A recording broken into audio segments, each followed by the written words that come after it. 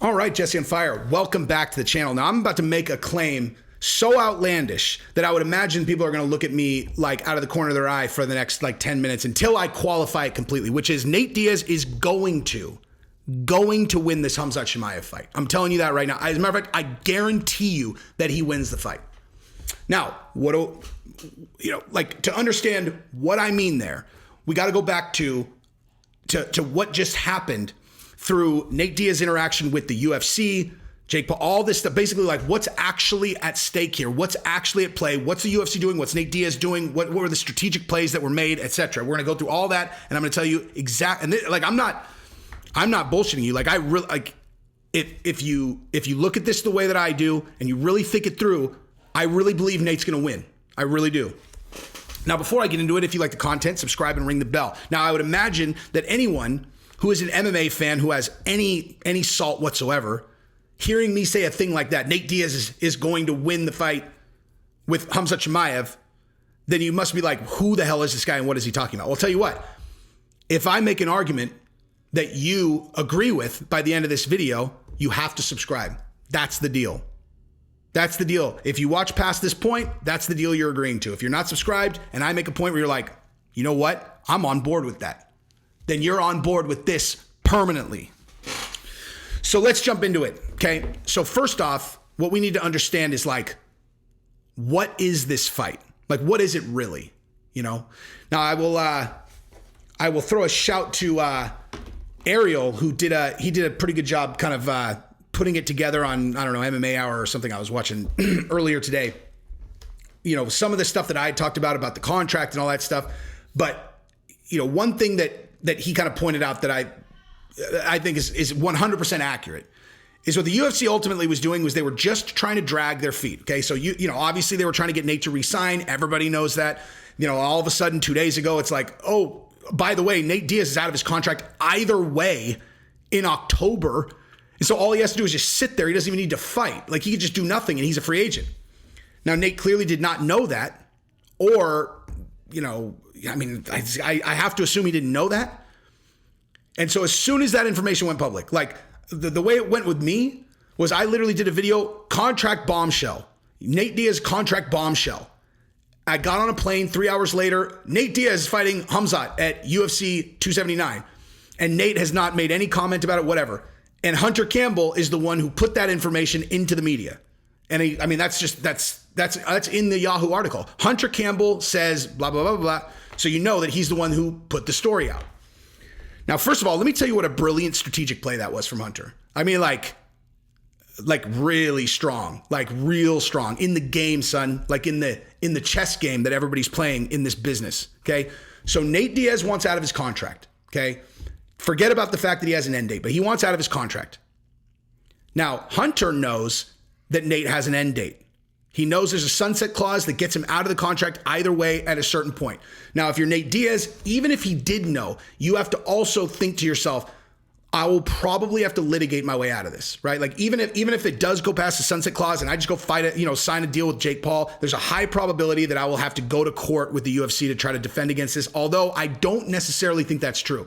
I think that when they took Randy Couture to court, there was so much less pressure on them or any kind of threats relating to how they do contracts that they could just smash him legally, just spend a bunch of money on legal and just try to crush him financially and get him to come back. I think now the risk of people digging into how UFC does contracts is high enough. They might not actually litigate with Nate if he did that. It doesn't matter though.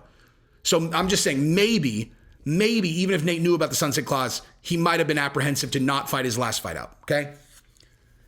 So if you're Hunter, you are trying to drag your feet. Well, first of all, you just want to re-sign Nate. Like what you actually want, you just want to re-sign Nate.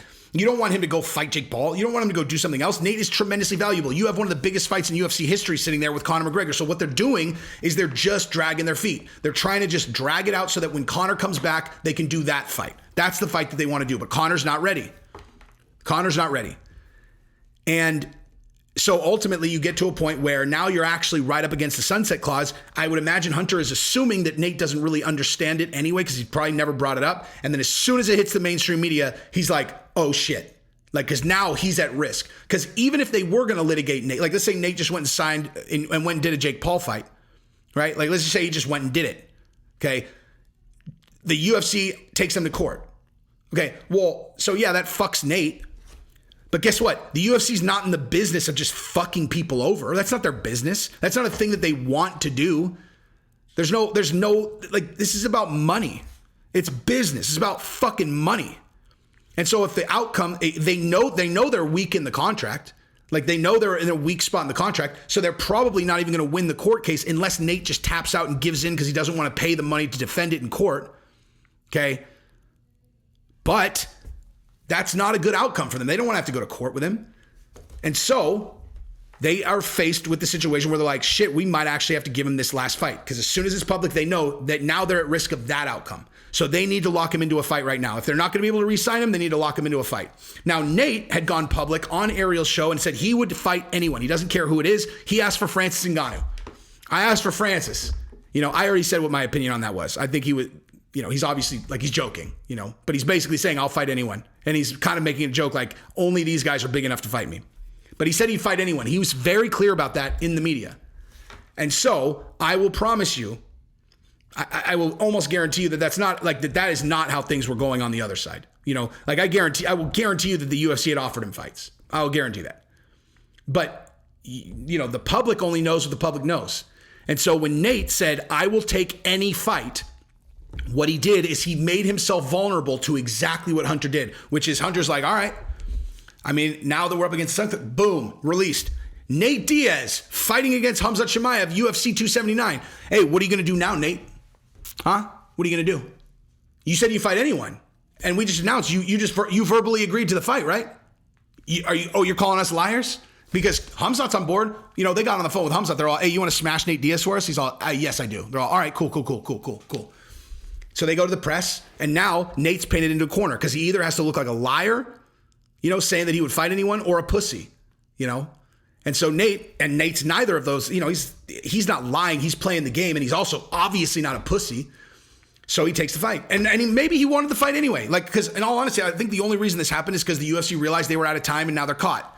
So now, why are they giving him Hamza Chimaev? They're giving him Hamza Chimaev like we talked about in other videos because that's your exit gift. Devalue the asset, smash the asset into the ground. Like, oh, you want out? Well, you can get out of your contract on a fucking stretcher. We'll send you out on a fucking stretcher into your free agency. Here, have Hamza. Nate's 38 years old? Nate's 38. Like, Nate's an enormous star. Hamzat's the most dangerous guy. There's not a huge difference between having Kamaru Usman fight against Nate Diaz and having Hamzat fight against Nate Diaz, right? Like, in the UFC's mind, Hamzat is this is a 100% chance that Hamzat's going to beat Nate, right? Like, that's how they're looking at it. So, like, you have to go into the fight understanding that we're not talking about a fight.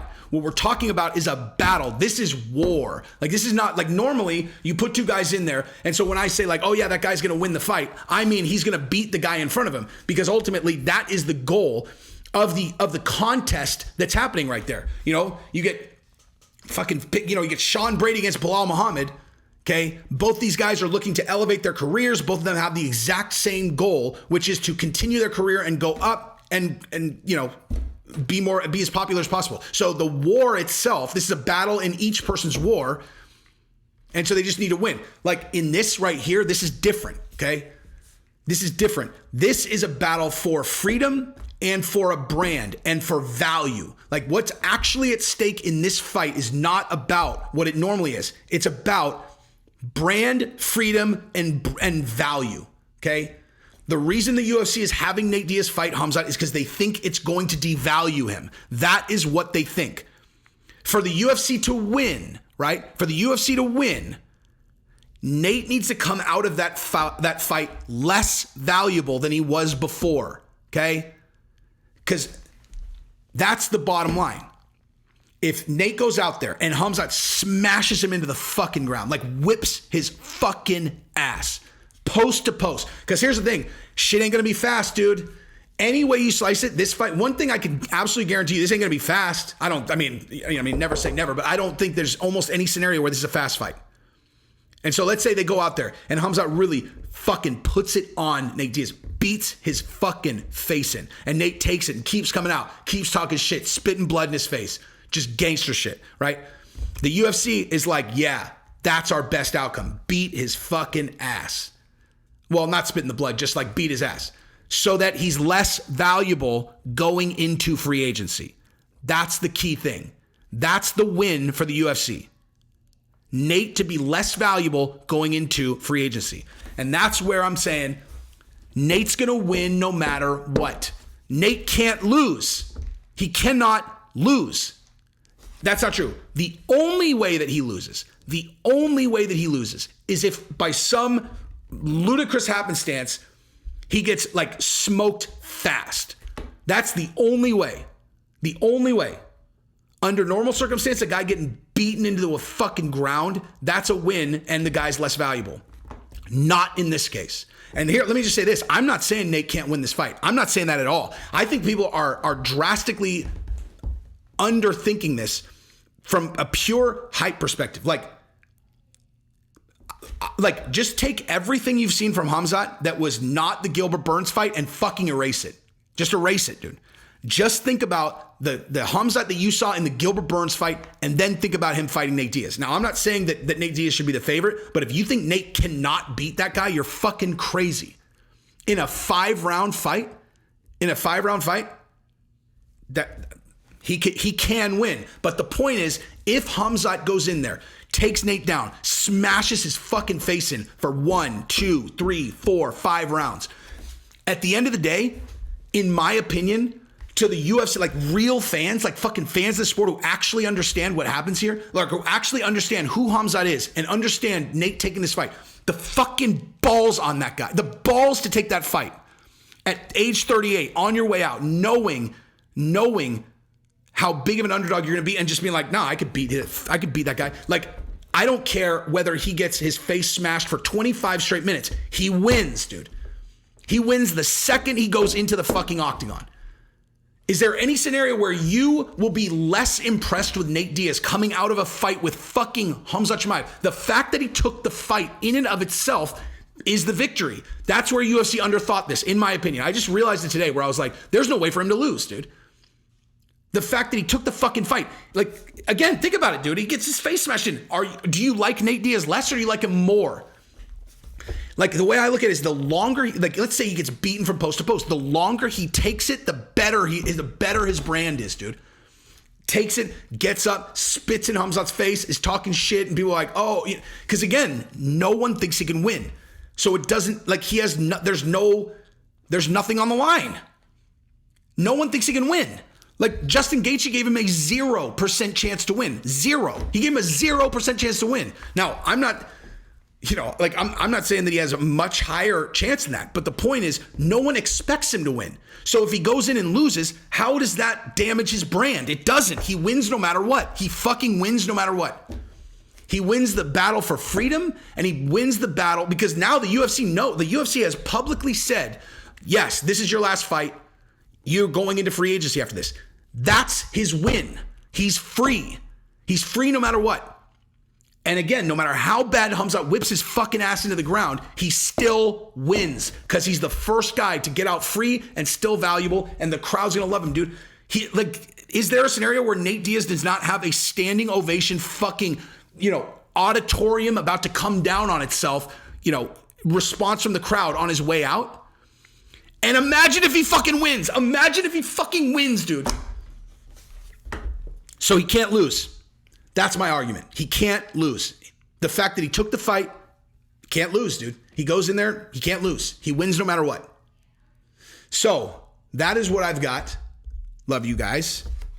Peace.